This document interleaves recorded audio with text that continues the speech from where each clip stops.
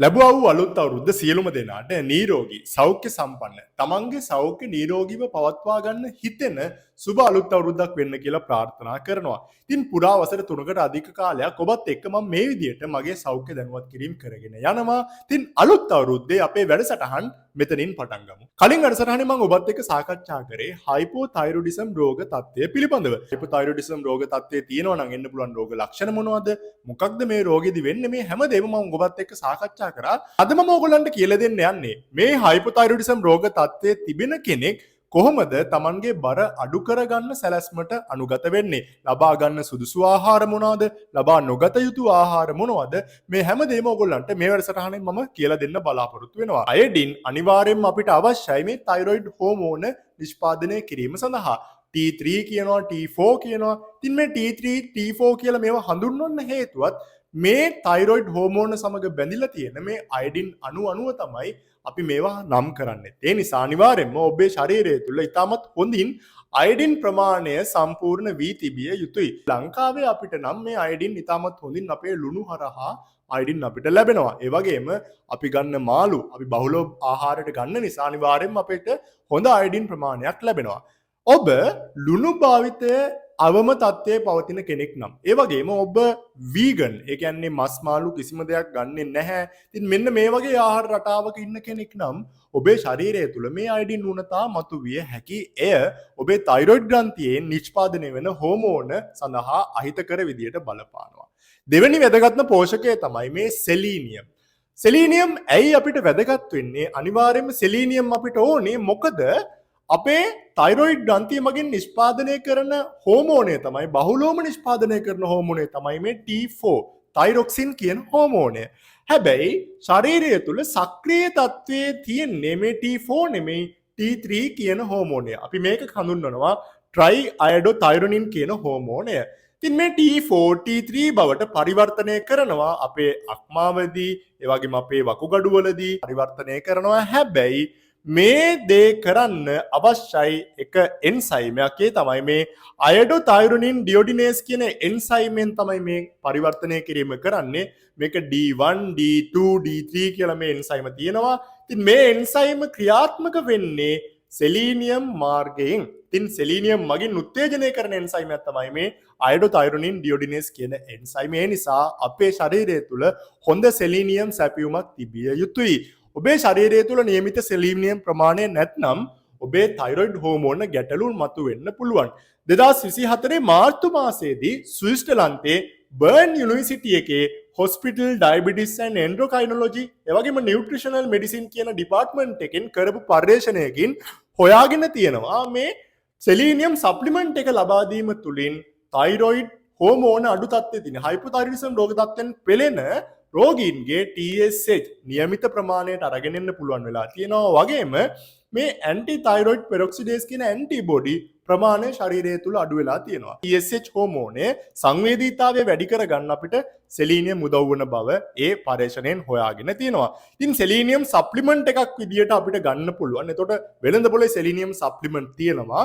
සාමාන්‍යයෙන් මේකේ උපරිම අපිට ගන්න පුළුවන් සීමාව තමයි මේ මයික්‍රෝග්‍රෑම් 400 කියන සීමාව. මේ සීමාව අපිට නිර්දේශ කරන්නේ මේ National Institute Health කියන ලෝකයේ සප්ලිමන්ට් පිළිබඳ පිළිගත් නිර්දේශ ඉදිරිපත් කරන මේ පර්යේෂණ ආයතනය මගින්. හැබැයි ඔබ සප්ලිමන්ට් එකකට යනවා නම් සෙලීනියම් සප්ලිමන්ට් එකක් ගන්නවා නම් දිනකට සෙලීනියම් මයික්‍රෝග්‍රෑම් 100 කියන ප්‍රමාණය අරගන්න වෛද්‍ය නිර්දේශකින් තොරව මේක ලබා ගන්නවා නම් ඒ වගේම අපිට ආහාර මාර්ගයෙන් සෙලීනියම් ගන්න පුළුවන්. දැන් සෙලීනියම් බහුලව තිබෙන ආහාර තමයි ටූනා, සාඩින් සහ බිත්තර කියලා කියන්නේ. ඉතින් මේ හරහා ආහාර මාර්ගයෙන් සෙලීනියම් ගන්න පුළුවන්. සප්ලිමන්ට් මාර්ගයෙන් සෙලීනියම් අරගෙන ඔබේ ශරීරය තුළ නියමිත සෙලීනියම් මට්ටම සම්පූර්ණ කරගෙන යන්න. ඊළඟට අපිට අවශ්‍ය මූලද්‍රව්‍ය තමයි මේ සිංක් කියලා කියන්නේ. 2021 වර්ෂයේදී ඉරාන විශ්වවිද්‍යාල මගින් කරපු පර්යේෂණයකින් හොයාගෙන තියෙනවා සිංක් විටමින් A සහ මැග්නීසියම් අන්තර්ගත මල්ටිවිටමින් එකක් ලබා දීම තුලින් විශේෂයෙන් මේ හයිපෝතයිරොයිඩ් රෝග තත්ත්වයේ තිබෙන අයට මේ තත්ත්වය නිසා ඇතිවන සංකූලතා බොහෝ දුරට පාලනය කරගන්න පුළුවන් වෙලා තියෙනවා. තවත් වැදගත්ම ඛනිජ ලවණයක් තියෙනවා. ඒ තමයි යකඩ. 2020 ඇමරිකාවේ කැලිෆෝනියාවල තියෙන මේ විශ්වවිද්‍යාල සහ පර්යේෂණ ආයතන එකතු වෙලා කරපු පර්යේෂණයකින් හොයාගෙන තියෙනවා යකඩ මගින් අපේ තයිරොයිඩ් ග්‍රන්ථියේ ක්‍රියාකාරීත්වය නියමිත මට්ටමේ පවත්වාගෙන යන්න උදව් වන බව. ඒ නිසා ඔබට යකඩ වුණතාවයක් තියෙනවා නම් ඒක අහිතකර විදියට බලපාන්න පුළුවන් ඔබේ තයිරොයිඩ් ග්‍රන්ථියේ ක්‍රියාකාරීත්වය සඳහා. එතකොට මේ මූලද්‍රව්‍ය කියන්නේ සිංක්, සෙලීනියම්, මැග්නීසියම් සහ යකඩ හොඳින් ලැබෙන ආහාර අපේ ශරීරයට අපි ලබා ගන්න ඕනේ. එහෙම නැත්නම් මේවා අපි සප්ලිමන්ට් වලට යන්න ඕනේ. ඒ ආහාර අඩුවෙන් නම් අපි ගන්නේ. ඊට අමතරව විටමින් වර්ග තමයි ලබා ගත යුතුම. විටමින් D3 සහ විටමින් B12 කියලා කියන්නේ. ඉතින් ගොඩක් පරීක්ෂණ වලින් හොයාගෙන තියෙනවා මේ D විටමින් ඌනතාවයක් තිබෙන අය බහුලව අවදානමක් තියෙනවා තයිරොයිඩ් සංකූලතා මතුවෙන්න. ඒ වගේම B12 සයනොකොබැලමින් කියන විටමින් එකක් අනිවාර්යයෙන්ම අපිට ඕනේ තයිරොයිඩ් ග්‍රන්ථියේ ක්‍රියාකාරීත්වය සඳහා. ඉතින් මේ විටමින් වර්ග සහ ಖನಿಜ ලවණ අනිවාර්යයෙන්ම ඔබ ලබා ගත යුතුයි. ඔබ තයිරොයිඩ් ගැටලු වලින් පීඩා විඳිනවා නම්. දැන් ඔබ හයිපෝතයිරොයිඩිසම් රෝගියෙක් එන්නම බර වැඩි වෙනවා. මොන දේ කරත් වැඩක් නැහැ. ඊට හේතුව තමයි මේ තයිරොයිඩ් හෝමෝන මගින් තමයි අපේ ආහාර ජීර්ණය පාලනය කරන්නේ. ඒ වගේම මේ ශක්තිය වැය කිරීම ශරීරයේ එනර්ජි එක්ස්පෙන්ඩිචර් එක පාලනය කරන්නේ මේ තයිරොයිඩ් හෝමෝන හරහා. ඉතින් මේ හෝමෝන නියමිත තත්ත්වයෙන් නැහැ කියලා කියන්නේ. මේ බර එන්න වැඩි වෙනවයි කියන එක. ඒ නිසා අංක 1 තමයි මේ තයිරොයිඩ් රෝගියෙක් බර අඩු කරගන්න නම් අනිවාර්යයෙන්ම ඔබ ප්‍රතිකාර ලබා ගත යුතුයි. 1 කියන්නේ තයිරොක්සින් ටැබ්ලට් එකක් පිටින් ඔබට ගන්න වෙනවා නියමිත මාත්‍රාව වෛද්‍යවරයෙකු යටතේ. ඊට අමතරව මම මේ කියපු මූලද්‍රව්‍ය කියන්නේ මේ තයිරොයිඩ් ග්‍රන්ථියේ ක්‍රියාකාරීත්වය සඳහා අත්‍යවශ්‍ය සෙලීනියම්, අයඩින්, යකඩ, සිංක්, මැග්නීසියම්, විටමින් B12 සහ විටමින් D3 හොඳින් ඔබේ ශරීරයට ලැබීමෙන් මේ තත්ත්වය ගොඩාක් දුරට ඔබට හරිගස්ස ගන්න පුළුවන්. ඉතින් ඊළඟට ලබා නොගත යුතු ආහාර තමයි අංක 1 අමතර සීනි සහිත ආහාර. No added sugar. සීනි, පැණි රස කෑම, බේකරි නිෂ්පාදන ඊට අමතරව පැණි බීම වර්ග අනිවාර්යයෙන්ම ඔබේ ආහාර වේලෙන් ඔබ ඉවත් කරන්න ඕනේ. මොකද මේවා තිබුණොත් එහෙම මේ தත්ත්වය තවත් උත්සන්න වෙලා මේක පාලනය කරගන්න බැරි තත්ත්වයටපත් වෙලා ඔබ අධික තරබාරු කෙනෙක් බවට පත් වෙන්න පුළුවන්. ඊළඟට දෙවෙනි ආහාර වර්ගය තමයි ultra process food. Ultra process food කියන්නේ අධිකව සකස් කරන ලද ආහාර. ඉතින් මේ ආහාර යටතට අයිති වෙනවා චිප්ස් වර්ග. අපි පොටැටෝ චිප්ස් කියලා කියන්නේ ඒවා, විවිධ බයිට් වර්ග, මේ කොකා කෝලා, ෆැන්ටා, ස්ප්‍රයිට් වැනි මේ පැණි බීම, කෝන් ෆ්ලෙක්ස් වගේ නිෂ්පාදන, ඒ වගේම අර චොකෝ වගේ විවිධ රසකාරක එකතු කරන ලද මේ තිරිඟු පිටි වලින් හදපු මේ නිෂ්පාදන. ඊට අමතරව සකස් කරන ලද මස් වර්ග කියන්නේ සොසේජස්, බේකන්, හැම් මේ වගේ දේවල්.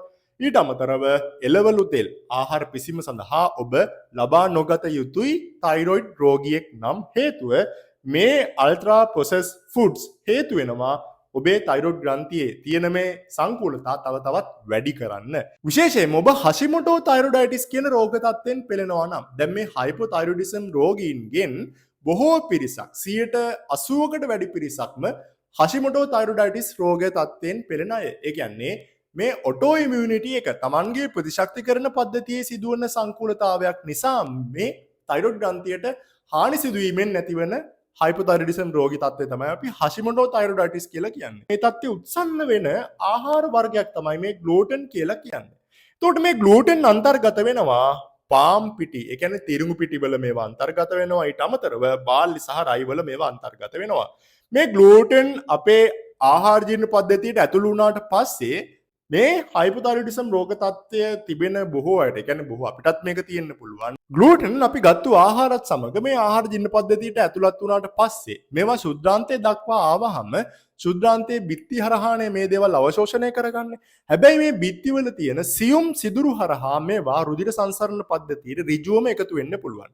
දැන් එහෙම වුණාට පස්සේ අපේ තියෙන ප්‍රතිශක්තිකරණ පද්ධතියෙන් මේවා ආගන්තුක සෛල විදියට වැරදියට අඳුරගෙන මේවට හානි සිදුන. ඒ කියන්නේ මේ ප්‍රතිශක්තිකරණ පද්ධතියේ විකෘතිතා නිර්මාණය වෙලා ඒකම හේතු වෙනවා මේ තයිරොයිඩ් ග්‍රන්ථියට ප්‍රහාර එල්ල කරලා මේ තයිරොයිඩ් ග්‍රන්ථියේ තියෙන ක්‍රියාකාරීත්වයත් අඩපණ කරන්න හේතු වෙනවා. මේ නිසා අපේ හරියට මේ ඉමුනිටි එක අවසන ආහාරයක් විදියට ග්ලූටන් හඳුන්වන්න පුළුවන්. දැන් මේ පාම් පිටි ගන්න බෑ කිව්වහම අපේ ආහාර වේල තුල බහුලව අන්තර්ගත වෙන පාන්, රොටි, ඒ වගේම ඉන්දියාප්ප මේ දේවල් පාවිච්චි කරන්න බෑ. මොකද මේවා පාන් පිටි නිෂ්පාදන නිසා. ඒ වගේම බේකරි නිෂ්පාදන මේ පාම් පිටි තියෙන කිසිම දෙයක් ඔබ ලබා නොගැනීම හොඳයි.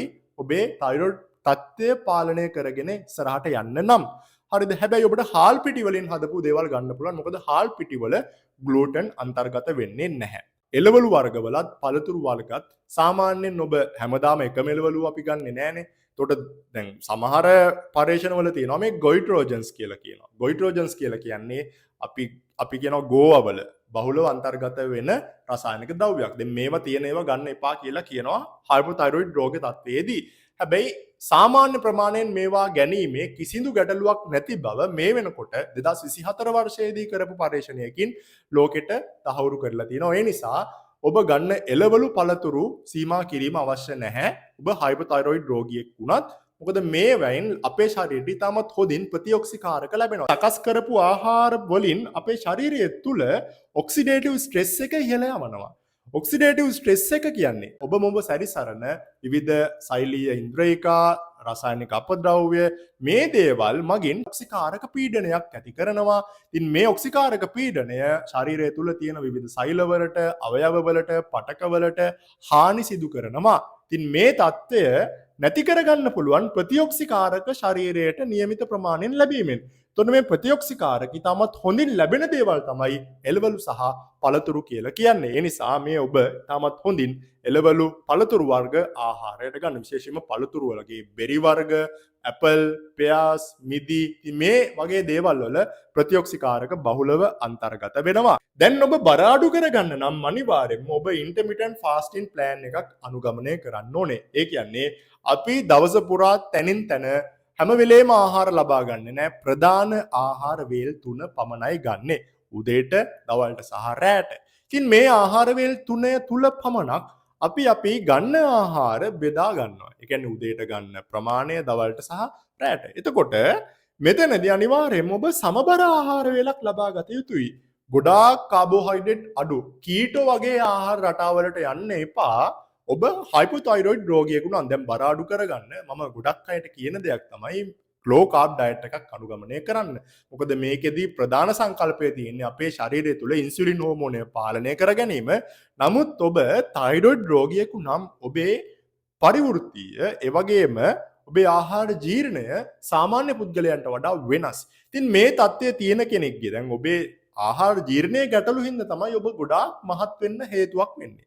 දැන් මේ தත්ත්වයේ තියෙන කෙනෙක් අපි ගන්න ආහාර වේල ගොඩාක් දුරට මේ කැලරි ප්‍රමාණය අඩු කරන්න ගියොත් එහෙම ඒක විශේෂයෙන් මේ හෂිමොටෝ වගේ රෝග තත්ත්වයන් වලදී මේක ඉතාමත් අහිතකර විදියට බලපානවා. ගොඩක් වෙලාවට මේ தත්ත්වය තවත් වැඩි වෙන්න පුළුවන්. ඒ නිසා මෙතනදී ඔබ කැලරි ප්‍රමාණය අනවශ්‍ය විදියට ගොඩාක් අඩු කරන්න අවශ්‍ය නැහැ. නියමිත ප්‍රමාණය ලබා ගත යුතුයි. ගොඩාක් සංකීර්ණව නැතුව අපි සරලව කතා කරමු. එතකොට ඔබ ගන්න ආහාර වේල තුල වැඩියෙන්ම තියෙන්න ඕනේ ප්‍රෝටීන්. ඒ කියන්නේ රතු මස් වර්ග, මාළු වර්ග, ඒ වගේම බිත්තර ඔබේ ආහාර වේල තුල අනිවාර්යයෙන්ම වැඩි ඉඩක් ඔබ ලබා දිය යුතුයි. ඒ වගේම කාබෝහයිඩ්‍රේට් ගැනීමේදී ගන්න බත් ප්‍රමාණය සීමා කරන්න. ඒ කියන්නේ ගොඩාක් අර කොත ගහලා වගේ බත් බෙදාගෙන කන්න එපා. බත් ප්‍රමාණය අඩු කරන්න. ඒ වගේම බත් පිඟානෙන් වැඩි කොටසක් එළවලු වලට ඉඩ දෙන්න. ඒ වගේම පළතුරුත් ආහාරයට ගන්න. මේ විදිහට ඔබේ ආහාර වේල සකස් කරගෙන වේල් 3 નિયમિત විදිහට ආහාර ගත්තොත් අනිවාර්යයෙන්ම ඔබේ බර අඩු කරගන්න පුළුවන්. ඒ වගේම සාමාන්‍යයෙන් ඇවිදීම, ඒ කියන්නේ ගොඩාක් ලොකු ශරීරයට පීඩනයක් ලබා නොදෙන ව්‍යායාම වල නිරත වෙලා හෘද ස්පන්දනය යම් සාමාන්‍ය මට්ටමක පවත්වාගෙන දීර්ඝ කාලයක් පුරා කරන්න පුළුවන් ව්‍යායාම කිරීම ගොඩක් සුදුසුයි ඔබේ බර අඩු කිරීම සඳහා. එන්න මේ විදිහට පාලනය වුණොත් අනිවාර්යයෙන්ම තයිරොයිඩ් රෝග තත්ත්වය ඉතාමත් හොඳින් පාලනය කරගන්න පුළුවන්. එහෙනම් මම හිතනවා ඔයගොල්ලන්ට මේ වැඩසටහන ප්‍රයෝජනවත් වෙන්නේ නැති කියලා. ඉතින් තවත් ඔබේ ජීවිතේට වැදගත් සෞඛ්‍ය වැඩසටහන් නිරන්තරවම මම මේ අවුරුද්ද පුරාත් ඔබට අරගෙන එන්න බලාපොරොත්තු වෙනවා. අපි ඊළඟ වැඩසටහනෙන් හම්බෙමු. ඔබ සැමටම සුබ අලුත් අවුරුද්දක් වේවා.